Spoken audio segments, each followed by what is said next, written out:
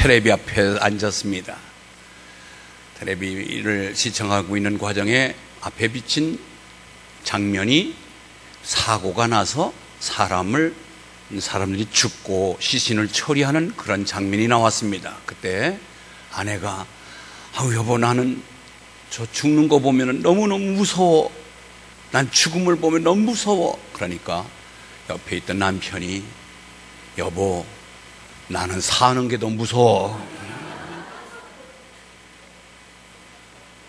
이 말을 들은 아내가 마음이 짠한 마음이 온 거예요. 그렇게 웃음 짓고 여유만만한 남편의 입에서 사는 게 무섭다라고 하는 말이 나올 줄은 전혀 예상하지 못했습니다. 가장으로서 가장을 책임지면서 밖에 사업한다고 장사한다고 얼마나 많은 사람을 만나면서 스트레스를 받고 때로는 저자세로 때로는 굴종을 때로는 원치 않는 웃음을 띄워가며 그들을 상대하면서 가정을 이끌어온 가장의 그 무거운 묵직함에 어깨가 정말 측은하게 보여지더라는 거죠. 나는 사는 게 무서워. 여러분, 우리 모두에게는 각자의 짊어진 멍에가 있습니다.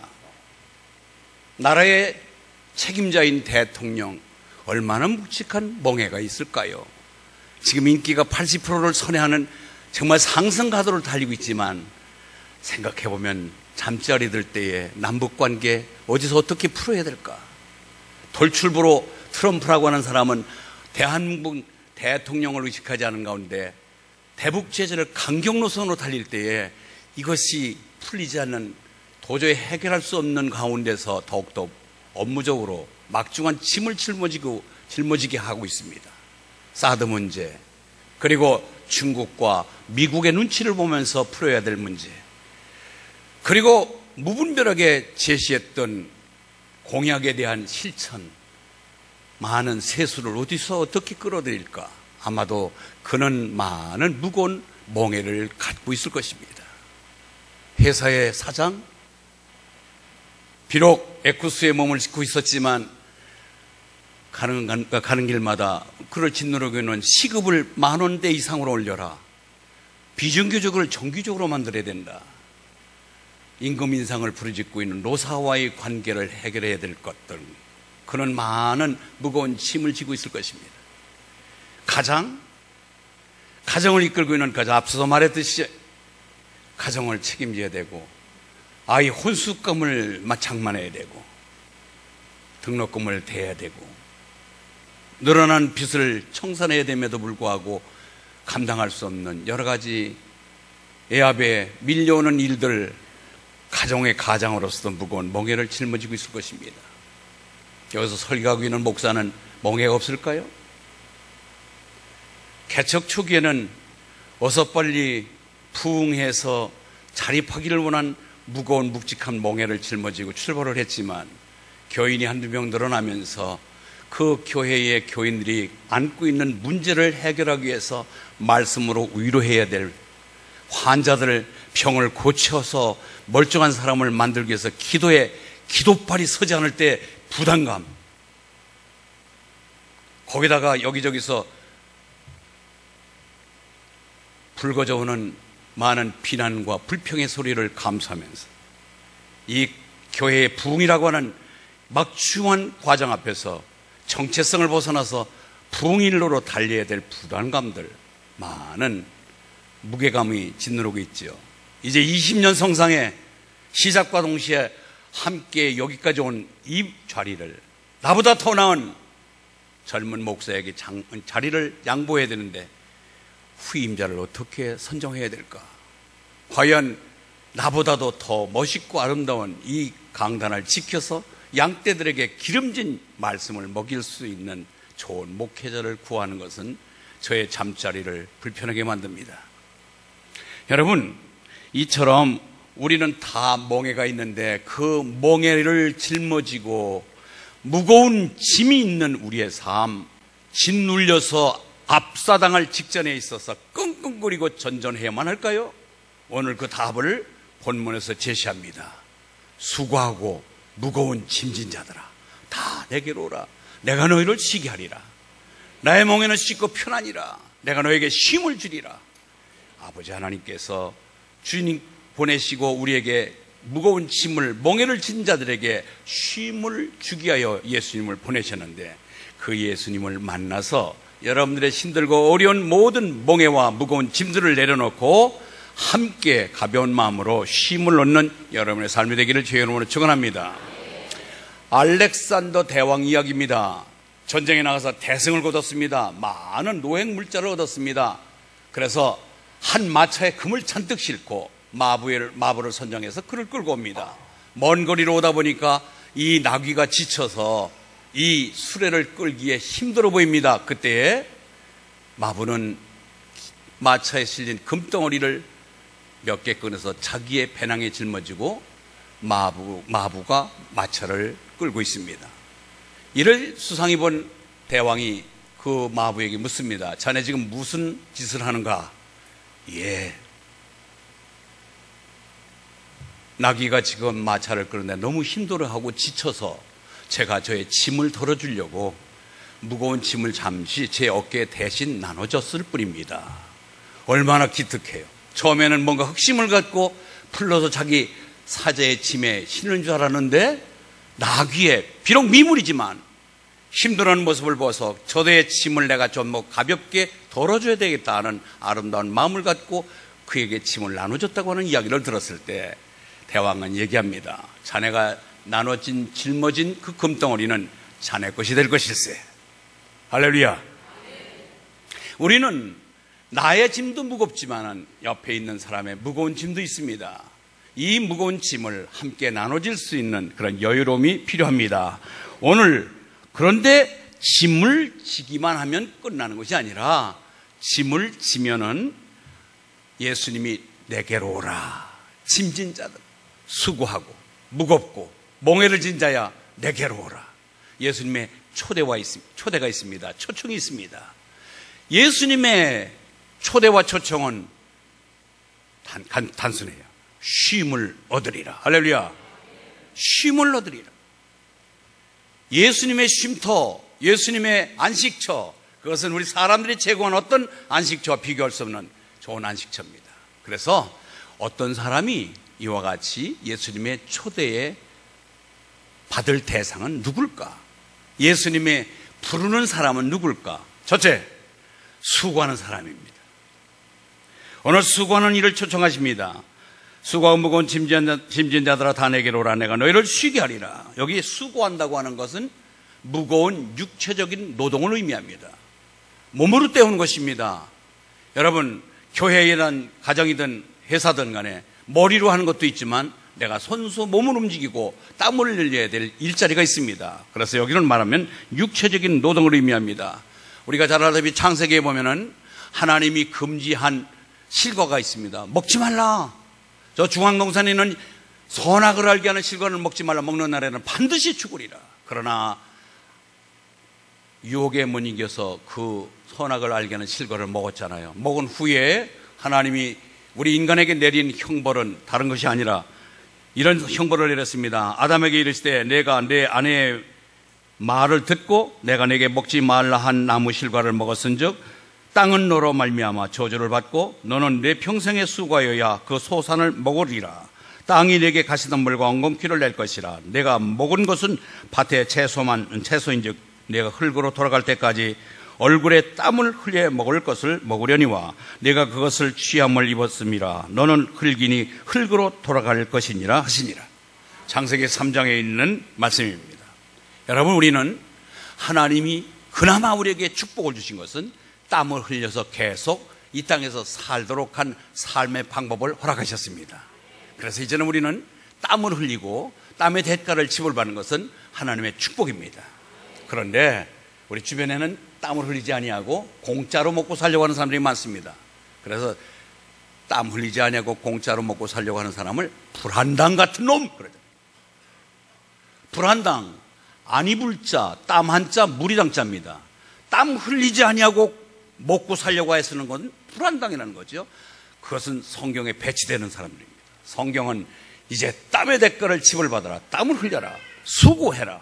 그것을 우리에게 명하는 것입니다. 수고한 사람이 받을 수 있는 대가는 하나님이 많은 축복으로 갚아준다는 얘기입니다. 그래서 이제 모두가 하나님의 주신 대로 우리는 열심히 일해서 일의 대가를 지불받는 것은 마땅한 것입니다. 우리 교회 해마다 5월달 되면 해피데이 합니다.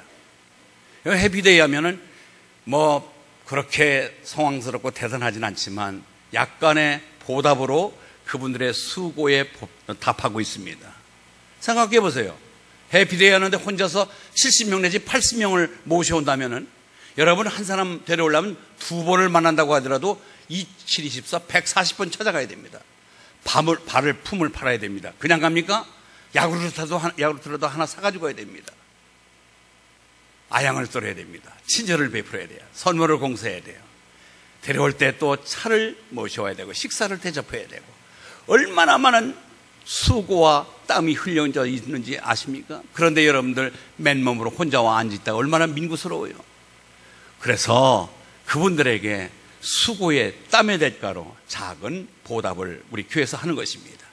그러나 원초적인 근본적인 보답은 하나님께서 우리가 상상하지 못할 아름다운 상급으로 채우실 줄 믿습니다. 하나님은 수고한 자 내게로 오라 쉼을 얻으리라.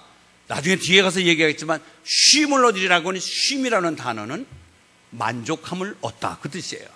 여러분 내가 돈을 1억을 가져도 만족을 느끼지 못하는 사람이 있는가 하면 100만 원만 있어도 만족함을 느끼는 사람이 있어요. 만족함은 행복함입니다. 아멘. 만족하다는 얘기는 행복하다는 뜻이에요. 여러분 많이 갖고 있어도 불행한 사람이 있어요. 날마다 쫓기고 부족을 느끼고 허전함을 느끼고 이것은 행복하지 못합니다. 여러분 지금 그 자리에 앉아있는 자리가 만족감을 갖는 복된 자리인 줄 믿습니다. 행복한 거예요. 좌불안석이라 앉아서도 불안하면 그건 쓸데없는 거예요. 내가 앉아있는 자리가 편하고 쉼을 얻을 만한 만족감을 준다면 여러분들은 그 자리가 행복한 자리인 줄 믿습니다. 그래서 우리 주님을 위하여 수고하여야 하고 교회를 위해서 수고하여야 하고 그 수고의 대가 땀을 흘린 대가는 쉼, 만족함을 얻게 해주신다는 것입니다. 두 번째는 누가 또 예수님의 초대를 받느냐 하면 무거운 짐을 진 자들입니다. 예수님은 아무나 초청하지 않았습니다. 수고하고 무거운 짐을 진 사람만 초청합니다. 여기 무거운 짐이라고 하는 것은 바로 내가 책임을 지는 거예요. 책임지는 거예요. 여러분 이 기장로라고 하는 이 공동체 안에 무거운 짐을 진 사람 때문에 여기까지 온 것입니다. 지금도 좋은 교회, 아름다운 교회로 소문난 것은 각자 위치에서 내게 짊어질 수 있는 짐을 무겁도록 힘들고 어려운 짐을 말하지 않냐고 굳굳하게 짊어진 사람 때문인 줄 믿습니다. 무거운 짐을 진 사람이 주인입니다. 나라에 무거운 짐을 진 사람이 주인이지요. 대통령만 주인이 아닙니다. 백성도 자기의 주어진 일 책무를 다하고 있는 그 사람 바로 나라의 주인입니다.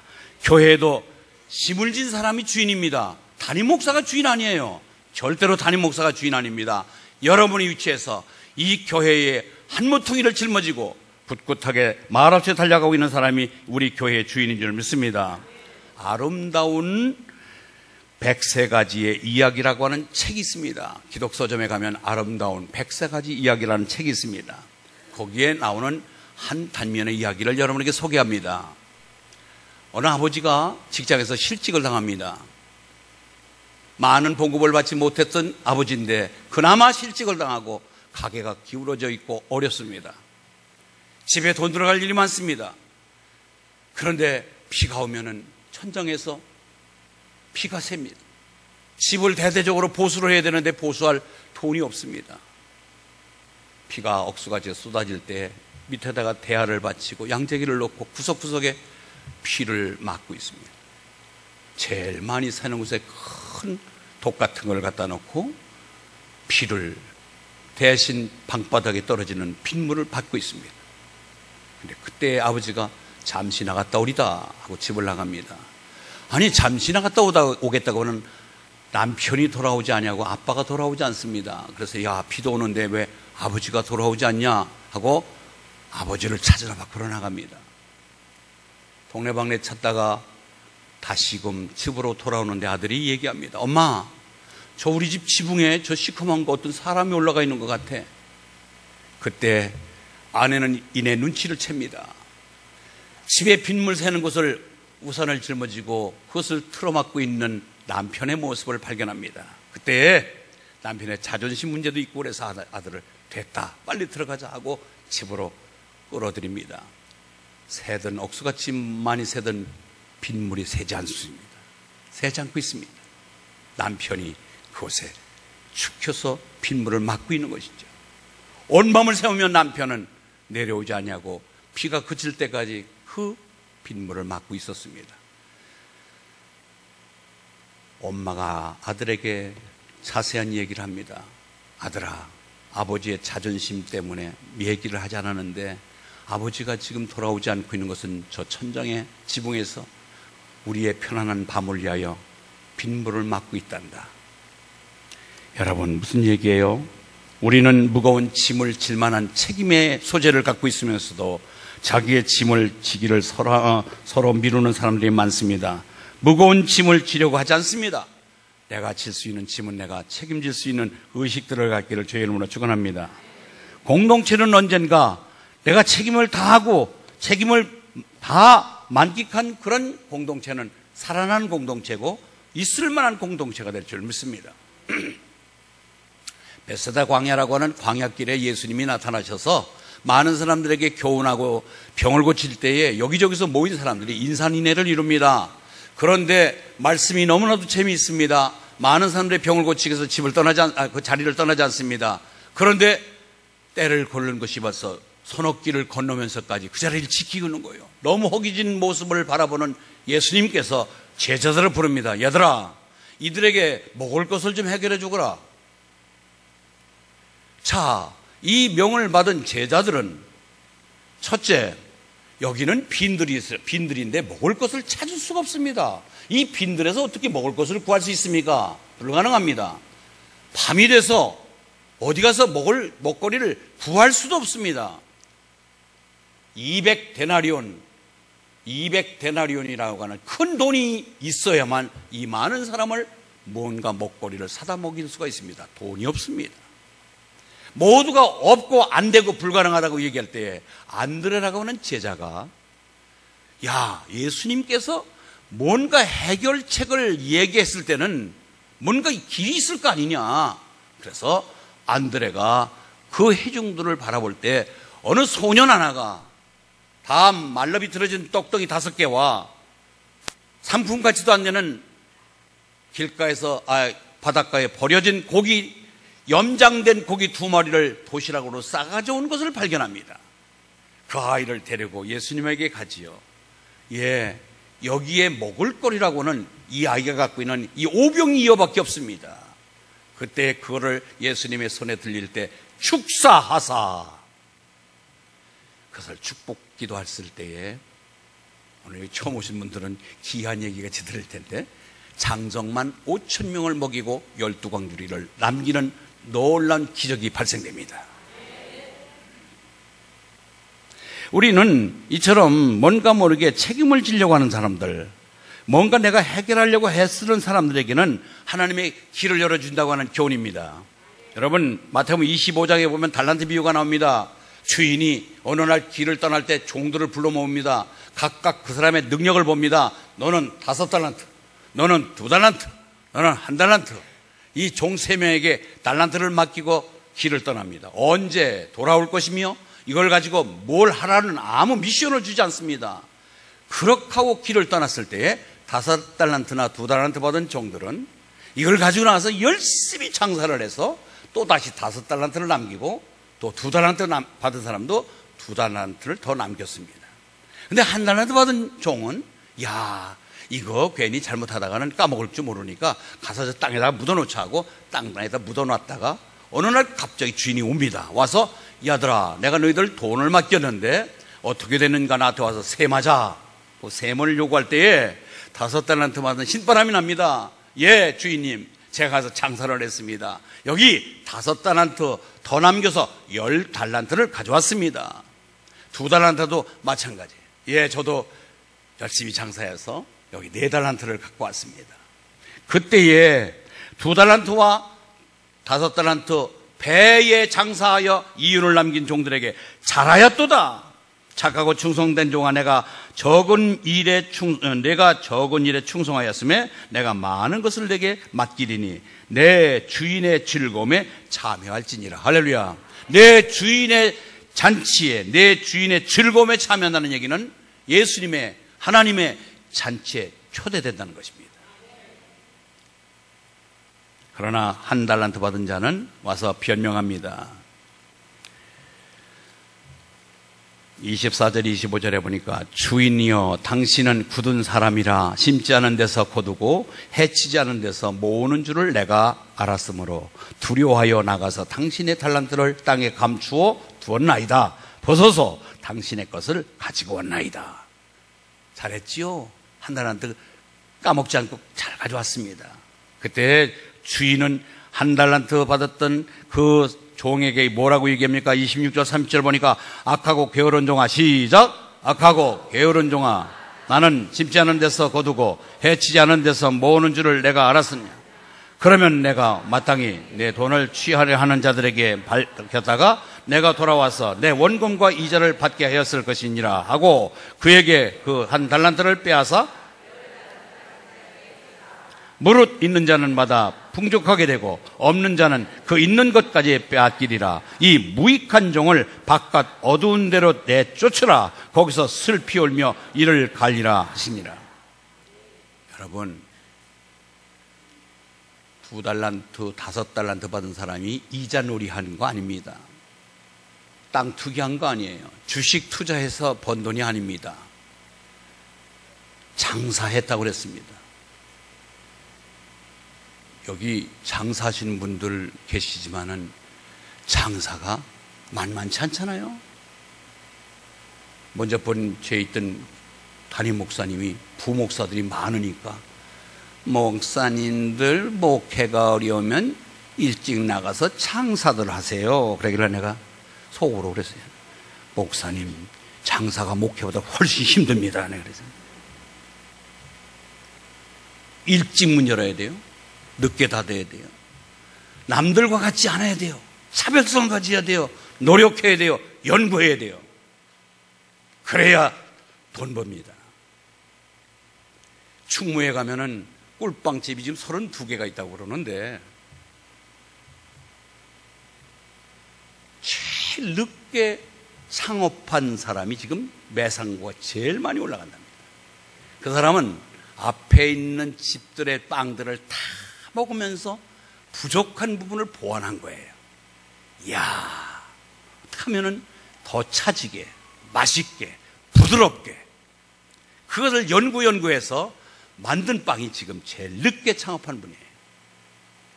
그런데 모두가 다 최고 원조집이니 하니까 자기 집 앞에 지금 이순신 장군 동상 하나 딱 갖다가 놨어요. 충무 가면 그 집 찾아가서 사드시기 바랍니다. 절대로 제가 그 집과 무슨 협약을 맺은 건 없습니다. 뭔 얘기예요?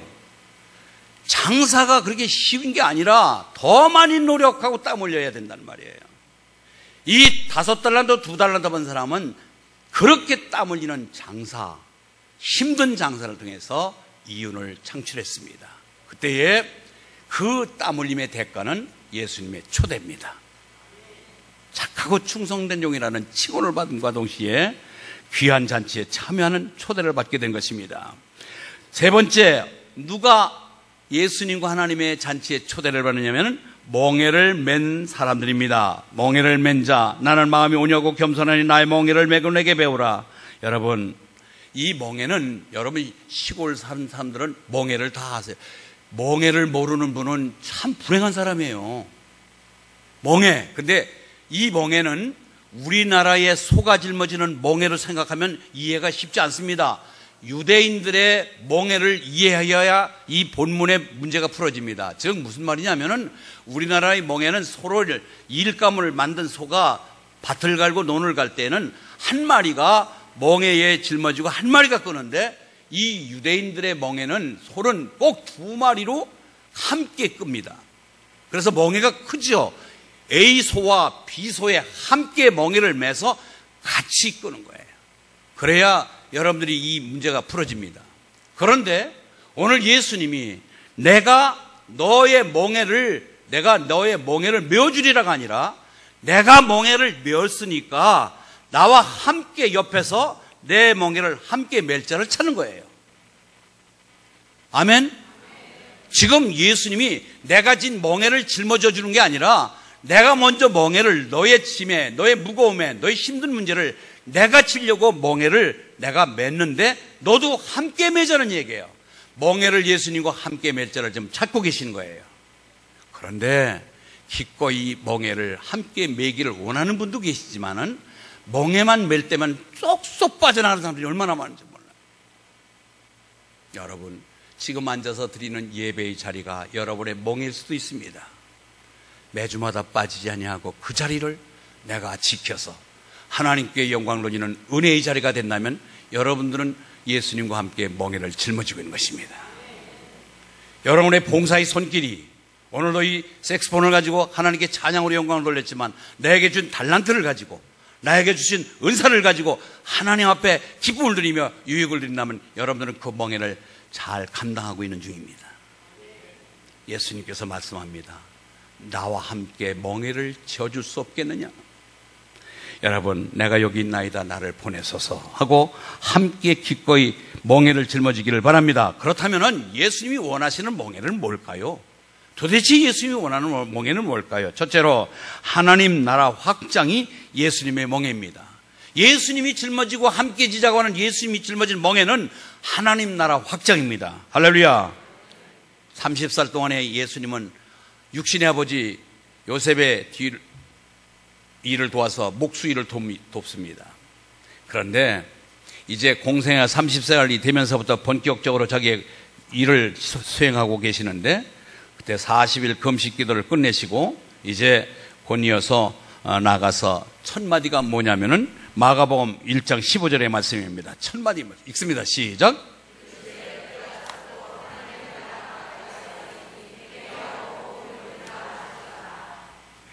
그렇습니다. 하나님의 백성을 하나님께로 데려가기 위해서 이 땅에서 선택하고 선발해서 예정하신 분들을 불러서 하나님의 자녀로 만들어서 이제는 하나님의 나라로 데려가려고 하는 것이 하나님의 약속이고 하나님의 계획입니다. 그런데 예수님은 지금 하나님 우편에서 재림을 준비하고 계십니다. 이 땅에 예수님이 다시 오실 때까지는 이 땅에 하나님의 백성들을 준비하고 있는 것입니다. 저 여러분들이 그 대상인 줄 믿습니다. 하나님 나라에 들어갈 사람들을 이 땅에 확장하고 확장해서 더 많은 하나님의 백성들을 만들기를 원하시는 것이 예수님의 멍에고 예수님의 계획이십니다. 자, 여러분, 지금 미국은 비자가 없이 무비자로 들어가는 그런 시대가 됐는데 미국은 까다롭습니다. 비자를 받으려면 굉장히 힘듭니다. 미국에 들어갈 비자 준비는 미국 안에서 만드는 것이 아니라 미국 밖에서 준비합니다. 여러분, 달나라에 가는 우주선, 그 우주선을 타고 달나라에 가는 우주인들은 달나라에서 준비하는 것이 아니라 이 땅에서 지구촌에서 달나라에 갈 수 있는, 여행할 수 있는 그 모든 만반의 준비, 무중력 상태에서 이길 수 있는 체력 관리, 모든 음식을 이 지상에서 준비해야 달나라에 들어가는 것입니다. 서울대학교에 들어가려면 서울대학교 들어가서 준비하는 게 아니라 서울대학교 밖에서 준비해야 서울대학 들어갑니다. 하나님 나라에 들어가는 것은 하나님 나라 바뀐 지금 여기서 준비가 된 자만이 하나님 나라에 들어갈 수가 있습니다. 아멘? 이렇게 쉽게 얘기해도 여러분들이 이해가 안 되면 문제는 여러분들 IQ 검사를 다시 해봐야 돼요. 근데요, 이게 머리로 묻는 게 아니라 가슴으로 전달돼야 되고 하나님이 성령을 통해서 알려주셔야 됩니다. 하나님 나라에는 틀림없이 우리는 하나님 나라에 들어가는데 하나님 나라는 이 지구촌에서 하나님 나라 밖에서 준비된 자만이 들어갈 수가 있습니다. 여러분, 그걸 만들기 위해서 그 하나님 나라에 들어갈 자를 만들기 위한 멍에를 예수님이 짊어지고 이 땅에 오신 것입니다. 가정천국, 여러분들이 날마다 쌈판이고 부부가 이혼하느냐 결혼하느냐, 그런데 예수가 들어감으로 인하여 그 예수가 가정에 들어갔을 때 그 가정은 가정 천국이 됩니다. 회사가 날마다 노사 분규로 있는데 그 속에 예수가 들어가면은, 예수의 사람들이 있으면은 노사가 화합이 됩니다. 나라의 문제도 진정성 있는 예수 믿는 사람들이 참다운 일꾼으로 포진될 때 나라는 안정됩니다. 여기 기장에도 메가마트가 있고 슈퍼마켓 큰 것이 있는데, 동네 슈퍼마켓이 하나 있는 동네에 슈퍼마켓에 갔더니 슈퍼마켓 주인이 여기 기장로 교회 담임 목사가 새로 왔대. 그러니까 아저씨 예수 믿으세요? 그러니까 나는 교회 안 다녀요. 그럼 교회도 안 다니는데 어떻게 새로운 목사가 왔는지 어떻게 아세요?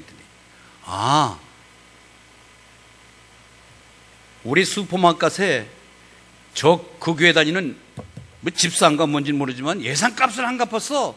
그런데 새로운 목사가 오니까 예산값을 놀고 왔어. 무슨 얘기인지 이해가 돼요? 설교의 생명은 여러분의 삶을 바꾸는 것입니다. 은혜 받았다? 뭐가 은혜예요?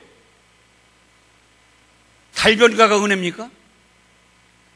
아둥거리고 더듬고 좀 뭔가 어두운해도 그것이 성령께서 여러분의 마음을 움직이고 여러분의 삶을 방향을 톤시켜서 내가 잘못된 것이 여러분들의 옳은 길로. 그래서 오늘 여기 주보에 보니까 빠른 길로가 아니라 사는 길로 인도하십니다. 할렐루야. 여러분, 빠른 길이 아니라 사는 길로 인도받아야 돼요. 새 정부 들어서면서 많은 중직자들, 국무총리부터 시작해서 장차관들을 세울 때 청문회를 합니다. 청문회를 하는데 거기에 보니까 예수 믿는 사람들이 청문회에 들었을 때가 있어요. 그렇다면은 다수가 예수 믿는데 무슨 청문회 할 게 뭐 있어.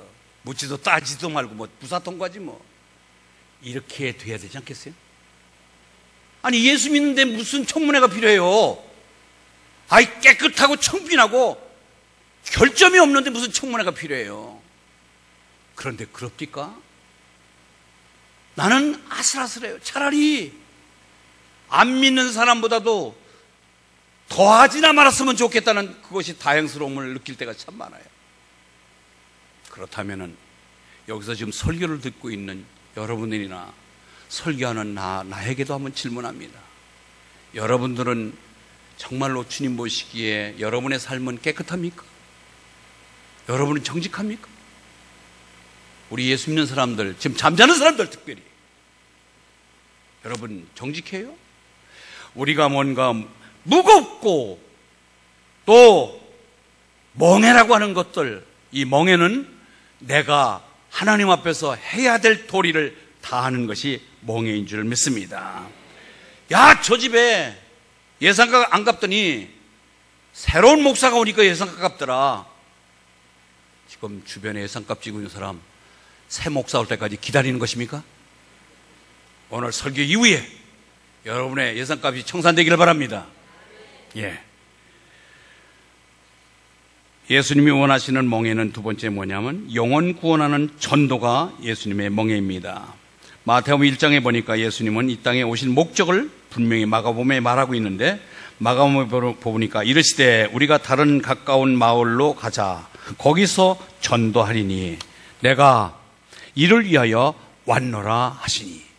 예수님이 이 땅에 오신 것은 전도해서 많은 영혼을 건지기 위해서 이 땅에 오셨다고 말씀하십니다. 영혼 구원이 예수님이 이 땅에 오신 멍에고 목적이십니다. 더불어서 우리도 모두가 이 예수를 믿도록 해서 하나님의 마음을 시원케 해드리는 저 여러분 되시길 바랍니다. 지혜 있는 자는 궁창의 빛과 같이 빛날 것이요 많은 사람을 옳은 대로 돌아오게 한 자는 별과 같이 영원토록 빛나리라. 평생 철학 교수로 은퇴를 하신 노 철학 교수가 길을 가는데 보니까 어느 노파가 쓰러져서 일어나기를 힘들어 하십니다. 그래서 부축을 해드렸습니다. 할머니, 제 신물 받으시고 일어나십시오. 그랬더니 그 할머니가 일어나시면서 하는 소리가, 아이고 고맙습니다. 보니까 이 착한 일을 하시는 거 보니까 예수 믿으시는 모양이군요. 그랬더니 아니에요. 저는 예수 믿지 않고 저는 철학 교수입니다. 뭐요? 아니, 철학 교수라고 하시는 분이 아직도 인생 문제에 대해서 이러쿵저러쿵 말씀을 많이 하시는 분이 죽음 문제, 죄 문제를 아직도 해결받지 못하고 산단 말이요. 당신이 철학 교수라면 적어도 자기가 앞으로의 죽음 문제와 죄 문제는 어떻게 될 것인가를 해결받고 살아야 될 거 아니요. 그 말이 뭔가 모르게 쇠뭉치로도 맞은 것 같습니다. 아하, 죄 문제, 죽음 문제? 그래, 한번 내가 교회를 가보자 하고 교회를 출석했습니다. 자, 하도 유명한 철학 교수니까 목사님의 소문이 목사님에게 들어갑니다. 이번에 저 유명한 철학 교수가 우리 교회에 오십니다. 그랬더니 목사님이 이 철학 교수에 맞춰서 철학적인 설교를 작성해서 적극적 소극적 그러면서 막 설교를 한 거예요. 가만히 듣고 보자니까 저건 내 밥그릇인데 왜 목사님이 해? 설교 끝나고 나서 목사님, 오늘 목사님 설교는 제가 해야 될 제 밥그릇을 건드리시던데 그 노파가 얘기해 준 죽음 문제, 죄 문제를 좀 얘기해 주십시오. 그러더라는 거예요. 할렐루야. 여러분, 여러분의 문제, 죄 문제, 죽음 문제는 예수 그리스도를 믿음으로 해결됩니다. 그분 앞에서 해결받으면 됩니다. 그래서 우리는 오직 예수 이야기입니다. 십자가에는 자랑할 것이 없다고 사도 바울은 얘기합니다. 십자가만이 자랑되고 나는 예수를 아는 것이 가장 고상하다.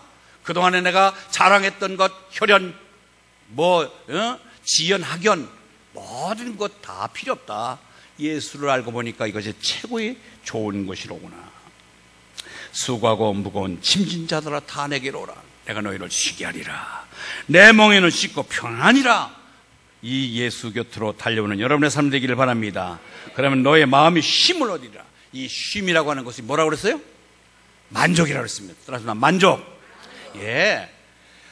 어떤 사람의 안식처도 수고했다고 안식처를 해여행을 보낸 것도 꽤 감지덕분이고 좋지만 하나님이 마련한 안식처, 예수님이 만든 쉼터는 얼마나 편할까요? 그것을 여러분들은 기대를 갖고 그분의 안식에 들어가기를 최선을 다하여 준비하시기를 바랍니다.